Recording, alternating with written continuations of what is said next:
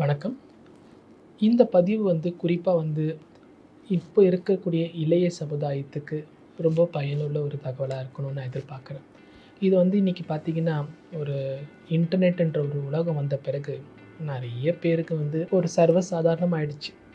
ஒரு மோட்டிவேஷனல் ஸ்பீச்சும் சரி, இன்ஃபர்மேஷன்ஸும் சரி, கொட்டி கிடக்குது இன்னைக்கு. பட் உங்களுக்கு ஒரு பெனிஃபிஷியலா, இன்ஸ்பைரிங்கா, ஒரு அட்ராக்டிவா, ஒரு மோட்டிவேஷ்னலாக பண்ணணுன்றது நீங்கள் கேட்டிங்கன்னா, you should set an example. ஒருத்தருக்கு எடையை குறைக்கணும்னு சொன்னால் நம்ம எடையை குறைஞ்சிருக்கணும். நம்ம ஒருத்தரை தியானம் பண்ண சொன்னால் நம்ம தியானம் பண்ணுறவங்களா இருக்கணும். அப்போது நம்ம ஒருத்தரை யோக பயிற்சி பண்ணுறோன்னா நம்ம முழுமையான யோக பயிற்சியில் ஈடுபட்டவங்களா இருக்கணும். நம்ம ஒருத்தருக்கு ஆலோசனைகள் கொடுக்குறோம், வழிகாட்டுதல் கொடுக்குறோம், ஊக்கப்படுத்துகிறோன்னா அதுக்கு நம்ம முன் உதாரணமாக இருக்கணும். ஸோ அதுக்கு நம்ம ஒரு ரோல் மாடலாக இருக்கணும். இப்போ என்னுடைய ஒரு ஜென்ரல் ஃபீலிங் என்னென்னு கேட்டிங்கன்னா, எனக்கு இருக்க யங் ஜென்ரேஷன் பார்த்திங்கன்னா, அவங்க இந்த ஸ்பிரிச்சுவாலிட்டியோ, ஒரு மெடிடேஷனோ, ஒரு யோகான்னு சொன்னால் அவங்க சொல்லுவாங்க, it is meant for old age சொல்லுவாங்க. It's not needed for me at this மூமெண்ட்டுன்னு சொல்லுவாங்க. சில பேர் சொல்லுவாங்க, இதனால் ஐ கெட் அ டிஸ்ட்ராக்ஷன் சொல்லுவாங்க. இட்ஸ் ஆல்சோ நான் அடிக்ஷன் சொல்கிறாங்க. நம்ம அதிகமாக எது ஒன்று செயல்படுத்துகிறோமோ அது ஒரு அடிக்ஷன் சொல்கிறாங்க. இப்போ அவங்களுடைய ஒரு மைண்ட் பிளாக் எப்படி இருக்குது, அவங்க தாட் ப்ராசஸ் எப்படி இருக்குன்னா, இதுதான் எனக்கு இப்போ இருக்கிறது ஒரு யோகாவோ இல்லை மெடிடேஷனோ இல்லை ஒரு ஆன்மீகமோ இல்லை ஒரு ஸ்பிரிச்சுவாலிட்டியோ இல்லை ஒரு காட் பிலீஃபில் இருக்கணும், ஒரு டிவோஷன் இருக்கணும்னு சொன்னால் they feel that it's not needed for மீன்றதை அவங்க நினைக்கிறாங்க. என்னோடய வாழ்க்கையை ஒரு உதாரணமாக சொல்கிறேன். அண்ட் இதை கேட்கும் போது it is up to you how to decide what you want to take it up. நீங்கள் என்ன வேணுன்றதை நீங்கள் முடிவு எடுத்துக்கலாம். என்னுடைய ஒரு லைஃப் பார்த்திங்கன்னா, நான் ஒரு மெடிக்கல் பேக்ரவுண்ட் கிடையாது, ஒரு ஆவரேஜ் ஃபினான்ஷியல் பேக்ரவுண்ட். என்னுடைய பெற்றோர்களோ என்னுடைய தலைமுறையிலே யாருமே மருத்துவர் கிடையாது. அதே நேரத்தில் என்னுடைய பெற்றோர்கள் ரொம்ப ஒரு பணத்தில் அதிகமான வசதியானவங்களும் கிடையாது. நான் எக்ஸாக்டாக +2 முடித்து ஒரு மெடிக்கல் காலேஜில் குவாலிஃபிகேஷன் ஆகும்போது எனக்கு எந்த ஒரு பேக்ரவுண்ட் சப்போர்ட்டும் கிடையாது. ஐ மீன் ஒரு பேரண்ட்டோடைய மெடிக்கல் சப்போர்ட்டும் கிடையாது, ஒரு ஃபினான்ஷியலாக ரொம்ப சவுண்டாகவும் கிடையாது. அப்போ என்னுடைய ஒரே தாட் ப்ராசஸ் இம்மீடியட்டாக நான் ஒரு போஸ்ட் கிராஜுவேஷன் முடித்து என்னோடய லைஃப் நான் ஒரு பெரிய அளவில் வரணும்னு நினச்சேன். இதில் ஒரு ஃபஸ்ட்டு பாயிண்ட்டு உங்களுக்கு நான் சொல்லணும்னா, என்னுடைய அந்த under graduate medical college 17 to 22 இயர்ஸில் நான் படிக்கும் போதே I started going in to spirituality.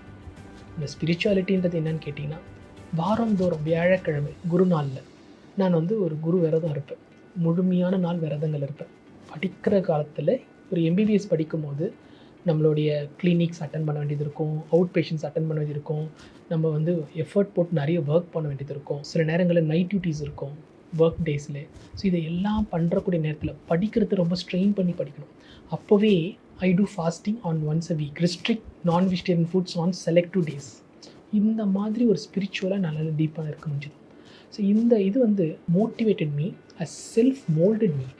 என்ன ஒரு தவறான வழியில் போகிறதுக்கும் ஒரு தவறான பழக்கங்களை வராமல் இருக்கிறதுக்குமே இது என்னை ஒரு தூய்மைப்படுத்துறதுக்கும், ஒரு செல்ஃப் கல்ச்சர், செல்ஃப் டிசிப்ளின், ஒரு உன்னையே உன்னை ஒருநிலைப்படுத்துக்கிறதுக்கும் உன்னை தூய்மைப்படுத்துக்கிறதுக்கும் இது ஒரு வாய்ப்பு கொடுத்தேன். ஸோ இது எனக்கு மறக்க முடியாதது. என்னுடைய குரு நான் 17லேருந்து 22 வயசு வரைக்கும் புவனகிரியில் இருக்கிற ராகவேந்திர கோயிலுக்கு வாரந்தோறும் அதிகாலை 4 மணிக்கு எழுந்து நான் ஹெட் பாத் எடுத்துகிட்டு ஒரு 15 கிலோமீட்டர்ஸ் ட்ராவல் பண்ணி 2 வீலரில் ட்ராவல் பண்ணிவிட்டு போய் கோயில் திறக்கும்போது அங்கே நான் நிற்பேன் 5 மணிக்கு. இது தான் என்னுடைய ஒரு 5 இயர்ஸ் ஆஃப் ஒரு லைஃபே இருந்தது அண்டர் கிராஜுவேஷன். அடுத்து போஸ்ட் கிராஜுவேஷன் பார்த்திங்கன்னா ஒரு 2 இயர்ஸ் ரொம்ப டஃப்பான டைமில் நான் பண்ணேன். மெடிக்கலில் ஒரு போஸ்ட் கிராஜுவேஷன் பண்ணேன். அதுக்கப்புறம் பார்த்திங்கன்னா என் கேரியரே பார்த்திங்கன்னா 24/7 ஒர்க் பண்ணேன். மார்னிங் ஒரு சென்டரில் அட்டாச்சாக இருப்பேன், ஆஃப்டர்நூன் ஒரு சென்டரில் இருப்பேன், நைட் டியூட்டி ஒரு சென்டர்ஸில் பண்ணிகிட்ருப்பேன். ஸோ ஒரு 23 to 25 இயர்ஸ் முடித்த யூஜி வேகத்தில் பிஜி முடித்து போஸ்ட் கிராஜுவேஷன் முடித்து 25 இயர்ஸில் நான் ஏர்னிங் ஸ்டார்ட் பண்ணும்போது எனக்கு எந்த ஒரு நாலேஜும் கிடையாது. எப்படி ஒரு அப்ரோச் பண்ணணும், ஃப்ரெஷ் ரா. என்னை ஒரு நியூ இப்போ என்னை ஒரு மருத்துவராக இருந்தால் நீங்களே ஒரு பொதுமக்கள், நீங்களே ஒரு நோயாளியாக இருக்கிறீங்கன்னு வச்சுங்க. நீங்கள் என்ன பார்ப்பீங்க, முதல்ல ஒரு மருத்துவர்கிட்ட போனோன்னா அவருக்கு என்ன வயசாகுது, அவருக்கு என்ன எக்ஸ்பீரியன்ஸ் இருக்குன்னு தானே போவீங்க, கரெக்டுங்களா? ஆனால் நான் 25 வயசில் நான் ப்ராக்டிஸில் காலை ஊனணும். ஒரு பெரிய லெவலில் ஒரு பொசிஷன் வரணுன்னா என்னால் முடியுமா? I should work under someone. I should do something. நான் அதை பண்ணலைங்க, அதை செய்யலை. I did it on my own.